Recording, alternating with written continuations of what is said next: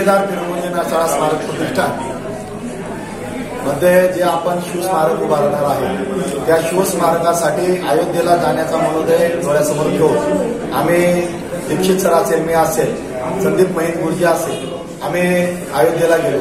अयोध्येला गेल्यानंतर त्या ठिकाणी आम्ही शरयू नदीचं जलकुंभ आम्हाला जे आपले गोविंदाचार्य आहे त्यांनी आम्हाला तो शरयू नदीचा जलकुंभ दिलं. त्यानंतर ज्या ठिकाणी राममूर्तीची प्राणप्रतिष्ठापना झालेली आहे त्या ठिकाणचं 70 मीटर खाली ज्या ठिकाणी खोदकाम झालं त्या खोदकामामध्ये प्रत्येक भारतभरातील सर्व दुर्ग असतील, सर्व धार्मिक स्थळं असतील, अनेक ठिकाणच्या नद्या असतील, यांचं पाणी त्या 70 मीटर खोल त्या ठिकाणी पाणी माती घातलं गेलं आणि तिथं मोठा कार्यक्रम झाला. त्यानंतर ते राममूर्तीची प्राणप्रतिष्ठापना झाली.